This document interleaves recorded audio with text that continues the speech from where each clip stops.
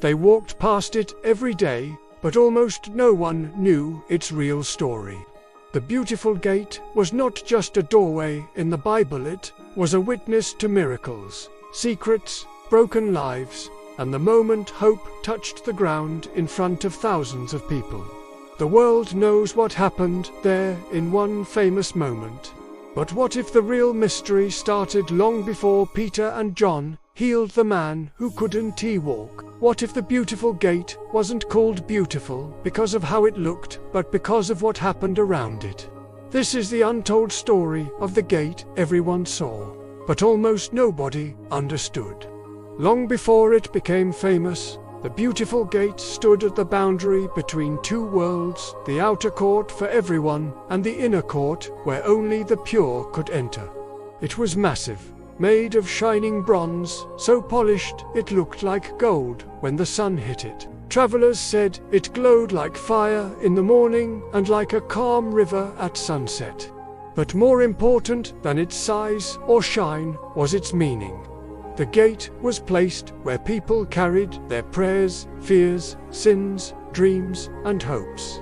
Some walked through with confidence, some walked past with shame, and some, like one man, sat beside it for years, wondering why others were allowed to enter while he could only watch.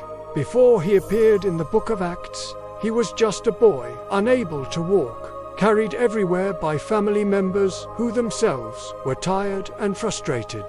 The boy heard stories of healings in the temple, but he also heard whispers that he must have done something wrong, or his parents did something wrong.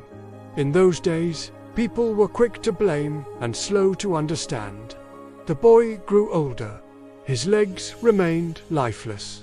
His hope grew weaker. People came and went through the beautiful gate wearing expensive robes, carrying sacrifices, praying loudly, and walking boldly, but not one of them looked at him the way he wanted to be seen. Not as a burden, not as a sinner, not as a broken person, but as a human being.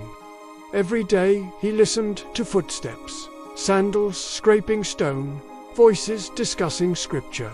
Travelers from far places speaking different languages, and the sound of coins dropping into baskets. The beautiful gate heard every prayer, but the man heard every rejection. He would become part of the background, like a stone, like dust. And yet, he stayed. Because even when faith is almost empty, a tiny drop is enough to keep someone showing up. The gate learned his story too. The gate knew the boy who became a man while sitting beside it. The gate saw his pain. It saw his patience. And maybe, in some mysterious way, it waited. Then everything shifted one ordinary afternoon. Two men walked toward the temple, not rich, not powerful, not dressed like priests, not carrying sacrifices. Something about their walk was different. They weren't rushing like the others. They weren't ignoring the world around them. They walked as if they were not simply entering the temple, but carrying something holy inside themselves. When the man asked them for money, he didn't expect anything more than a coin. He had learned not to hope. He had learned not to ask for big things. Life had taught him to shrink his dreams so they wouldn't hurt as much. But instead of coins, one of the men looked at him directly, really looked. No pity, no disgust, just recognition.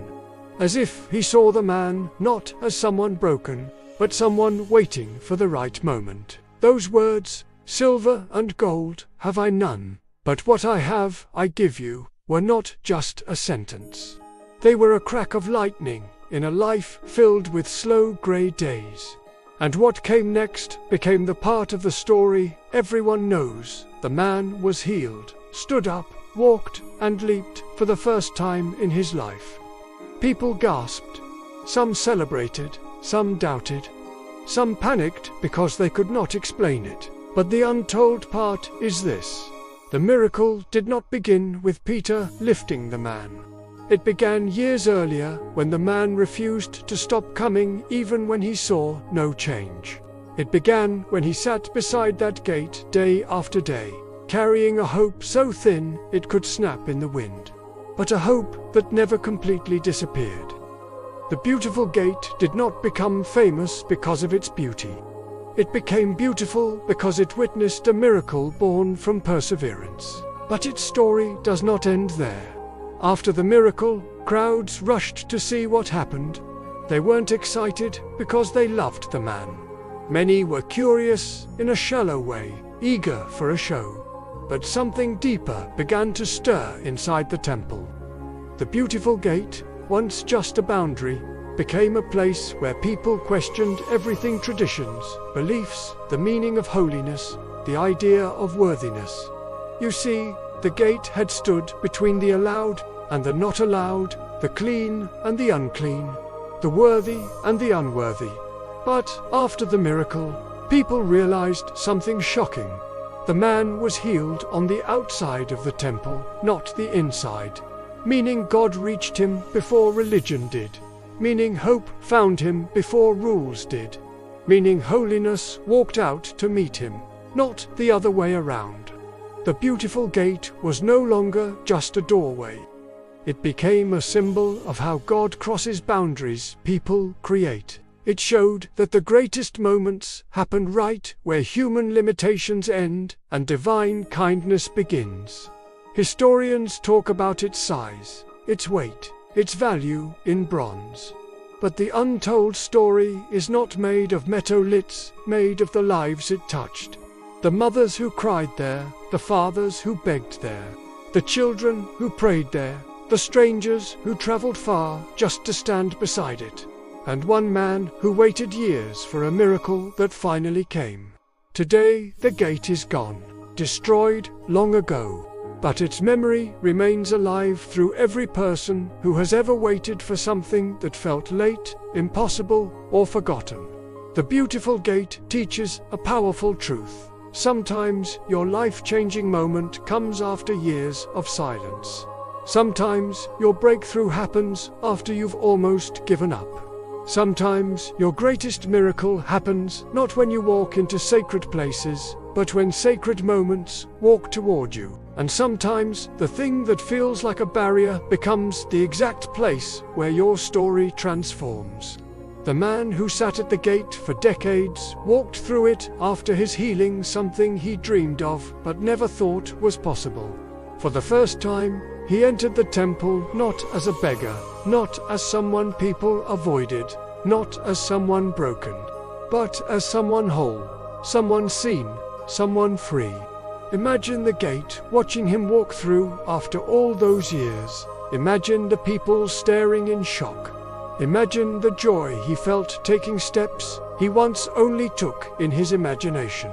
The beautiful gate became beautiful because of him, because of his long suffering, his tiny surviving hope, and the miracle that proved no one is ever too forgotten to be restored. And that is the untold story of the beautiful gate in the Bible. Not a story about architecture, but about endurance. Not a story about bronze, but about belief. Not a story about a place, but about a moment where heaven touched earth in front of everyone.